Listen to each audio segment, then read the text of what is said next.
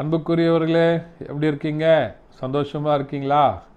நிச்சயமாகவே நீங்கள் சந்தோஷமாக, மகிழ்ச்சியாக, ஆசீர்வாதமாக இருக்க வேண்டும் என்று சொல்லி ஆண்டவருக்குள்ளே உங்களை வாழ்த்துகின்றேன். ஆண்டவர் உங்களை ஆசீர்வதித்து வழிநடத்துவாராக. தொடர்ந்து இந்த நிகழ்ச்சியை பாருங்கள், மற்றவர்களுக்கும் அறிமுகப்படுத்துங்க. உங்கள் மூலமாக ஆண்டவர் அநேகரை ஆசீர்வதிப்பாராக. உங்களுக்காக நாங்கள் பிரயாசம் எடுத்து ஜெபித்து இந்த நிகழ்ச்சியை வழங்குகிறோம். ஆண்டவர் உங்களோடு கூட இருப்பாராக. இந்த நாளில் ஒரு அருமையான ஆலோசனையான வார்த்தைகள். ரோமருக்கு எழுதின நிருபம் 8ஆம் அதிகாரம் அதனுடைய 6வது வசனம் இப்படியா சொல்கிறது: மாம்ச சிந்தை மரணம், ஆவியின் சிந்தையோ ஜீவனும் சமாதானமுமாய் என்று சொல்லி சொல்லுகிற அருமையான வார்த்தைகளை பார்க்கிறோம். பரிசுத்த பவுல் ரோமருக்கு எழுதும்போது எழுதின வார்த்தைகள். ஆவியின் சிந்தையோ ஜீவனும் சமாதானமும், மாம்ச சிந்தை மரணம்.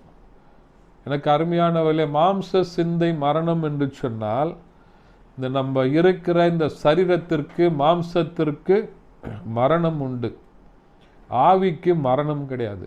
பரிசுத்த ஆவியானவர் உங்களுக்குள்ளே இருக்கும்போது இந்த பரிசுத்த ஆவியானவருக்கு மரணம் கிடையாது. இந்த சரீரம் மரித்து போகும், அடக்கம் பண்ணப்படும். ஆனால் நமக்குள்ளே இருக்கிற அந்த ஆவி நம்மை உயிர்ப்பிக்கிறதாக இருக்கிறது. சாவுக்கேதுவான இந்த சரீரத்தை நம்மளை உயிர்ப்பித்து பரிசுத்த ஆவியானவர் நம்மை பரலோகத்தில் சென்றடைய செய்கிறவராக இருக்கிறார். அது மாத்திரமல்ல, மாம்ச சிந்தை என்று சொன்னால் நீங்களும் நானும் இந்த உலகத்தில் பார்க்கிற காரியங்கள் எல்லாம் என்ன பண்ணிடும்? அவைகளுக்கு முடிவு உண்டு. ஒன்றுமே நம்ம கூட வருவதில்லை. அதுதான் மாம்ச சிந்தை மரணம் என்பது. இந்த உலக பிரகாரமாக நம்ம எதெல்லாம் யோசிக்கிறோமோ, எதெல்லாம் சிந்திக்கிறோமோ, என்னுடைய காரியங்கள் எதுவாக இருக்குதோ அதெல்லாம் நிலையற்றதாக இருக்கிறது. நிலையில்லாததை நீங்கள் யோசிக்கும்போது நம்ம என்ன பண்ணுறோம்? நிலையில்லாத வாழ்வுக்குள்ளாக தள்ளப்படுகிறோம். ஆவியின் சிந்தையோ ஜீவனும் சமாதானமுமா. அப்போ பரிசுத்த ஆவியானவரை குறித்து நம்ம சிந்திக்கும்போது ஆண்டவர் அந்த நித்திய ஜீவனுக்கு நேராக நம்மை வழி நடத்துகிறார். சமாதானத்தினால நம்மை நிரப்புகிறார்.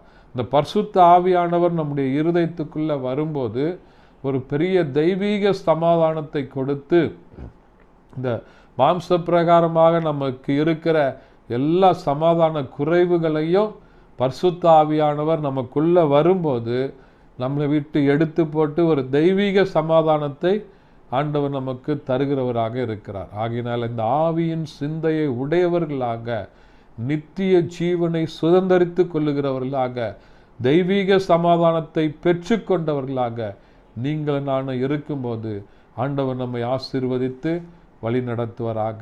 ஜெபிக்கலாமா? பரிசுத்த பிதாவே, துதிக்கிறோம், ஸ்தோத்தரிக்கிறோம், உம்முடைய நாமத்தை மையப்படுத்துகிறப்பா. ஆண்டவரே, மாம்ச சிந்தை மரணம், ஆவியின் சிந்தையோ ஜீவனும் சமாதானமும் என்று பார்த்தோமே, அப்படிப்பட்ட ஆவியின் சிந்தையினால நிரப்புங்க. இயேசுவின் நாமத்தில் பிதாவே.